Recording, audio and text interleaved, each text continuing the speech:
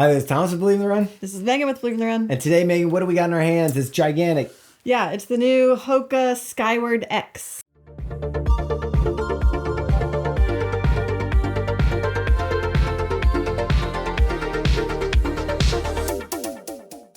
Okay, before we even get to the shoe, one of my favorite things is how you responded to when you put it on your new height in this shoe, because you felt like you were as tall as I was when you had it on. Yeah, I mean, it's not quite 50 millimeters of stack underfoot, but it's 48, so it's pretty close. Right. It's about as much stack as you can get underfoot.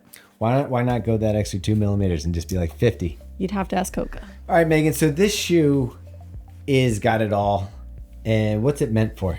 This is your max cushion everyday daily trainer. It's like you said, it has a little bit of everything. You've got a Peba foam in here, you've got a supercritical EVA, you've got a carbon fiber plate. It's your super trainer. Yeah, and it's also nice. I mean, I felt like Hoka sort of gave up the throne of Max Cush for a little while and let all these other brands come in. We saw brands doing shoes that I thought were as good Max Cushion shoes as Hoka shoes.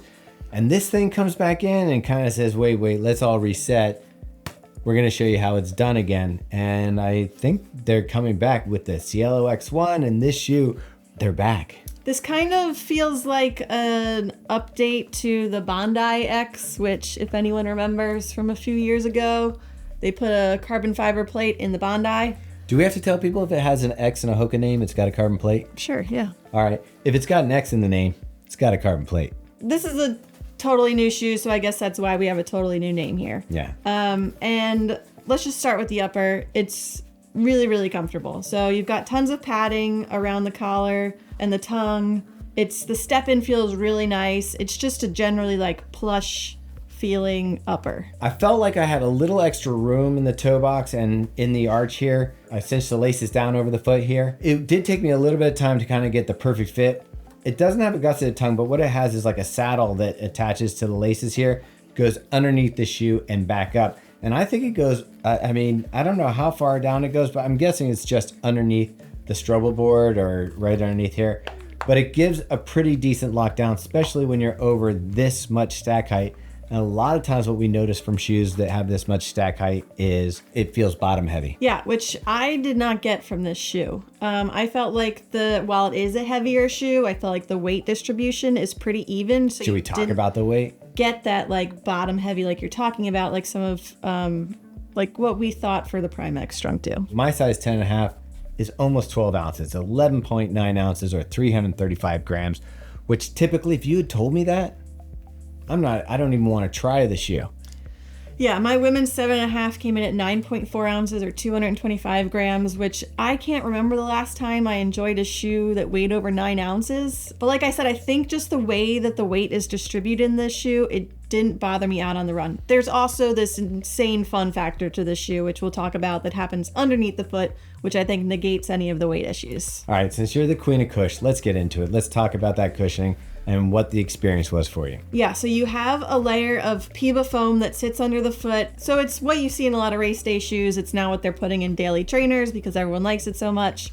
And then you have a carbon fiber plate that has this H shape to it, which you can kind of see underneath of the shoe. And then below that is their supercritical EVA, which kind of creates this more stable ride, especially when you are working with such a high platform. So when we're getting into this shoe, there's the fun factor, which is it does have this trampoline bouncy feel to it. Can you describe somewhat what that is like? Yeah, so you mentioned this in the first thoughts, but it's one of the first shoes that I thought of when I was wearing this out on the roads, and that was the SC Trainer V1. This shoe feels similar with that fun vibe where you get that really tons of cush, tons of stack underfoot. It's very bouncy. However, I will say this shoe feels a little bit more firm and also maybe even a little bit more trampoline-y. I feel like the way that the plate is shaped, you really get that bounce from it when you're out on the run. Yeah, and so it isn't a traditional flat plate. It's kind of an H-shaped plate. So you have two sides here, and then you can see the support carbon coming through here that ties that together. And you can even see a little bit of it under here in the heel is exposed.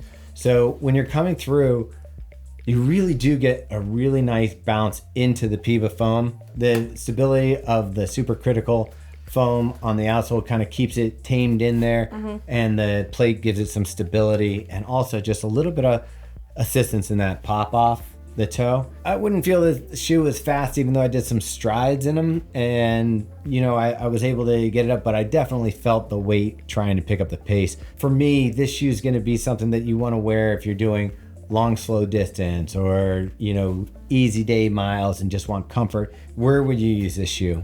Yeah, I mean, I think this is your workhorse of a shoe. I think you can use this for pretty much all of your miles, your long runs. Like you're saying, any of your easy days, this shoe is going to work for it. And I think you are going to get a lot of miles out of it. The construction and the setup here, along with all of this rubber on the outsole, it just feels like you can get miles and miles out of this shoe without it feeling any different than it did on day one. I'm going to set you up for a softball here. Okay. The price, it's up there. $225. So you just talked about durability and what you thought you'd be able to get out of this foam and out of this rubber. Is that going to help with the price at all? I mean, I think so. If you want to justify it, I think you could say, hey, I'm going to get hundreds and hundreds of miles out of this shoe. Whereas some of the maybe less expensive shoes that don't have all this extra rubber on the outsole, or don't have some of these, higher quality foams and carbon fiber plates, aren't going to last as long. So, maybe there's your justification. I don't know. I do think that is somewhat of a justification. We're starting to see this trend in running right now. Shoes like Norda, where they're like, we're going to build a bulletproof shoe. And yeah, it's going to be more expensive, but you're going to buy less shoes. Now, that's a tricky thing because some consumers really want to buy, I want the latest. Yeah. I want something new. I want something fresh to put on my feet. But really, the way this feels, and I do think the amount of miles you're going to be able to get out of a shoe like this, it's almost like buying two shoes in one. So you could justify it with saying, okay, if I bought two $150 shoes, that's $300 versus buying just this one for my easy miles. And then maybe like throwing in something that would be there for your fast days or your tempo days or your workouts that you could have more fun in. Now, the big question, I guess, for me would be if you have both shoes. Now, the Cielo X1 is $275. It's meant to be a race day shoe.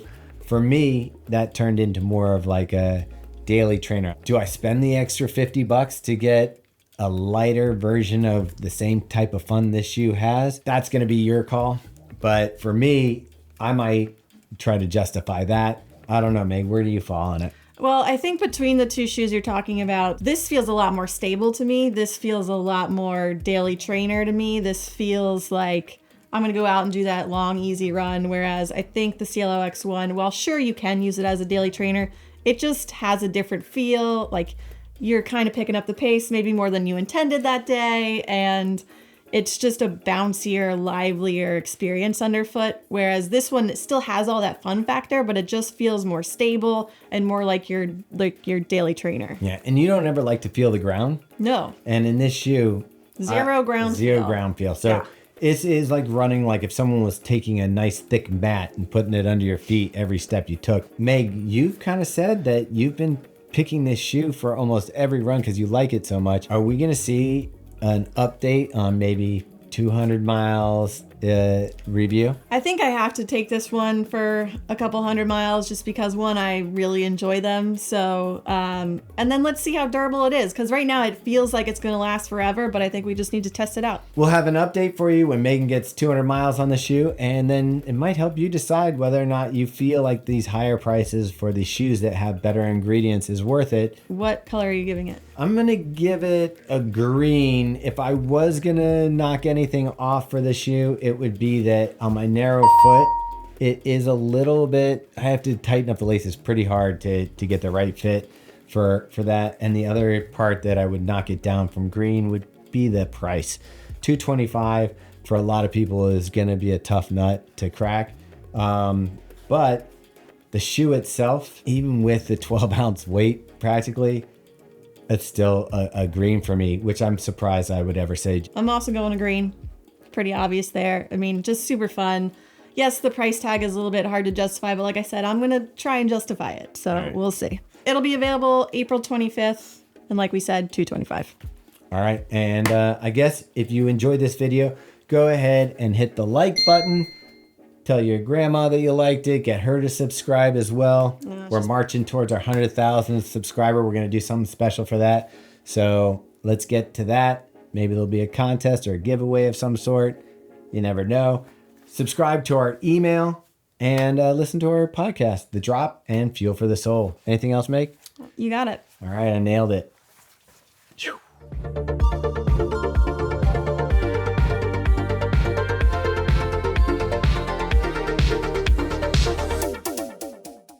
Hi, I'm Thomas with Believe in the Run. This is Meaghan with Believe in the Run. Meaghan, you seem like you're in a great mood.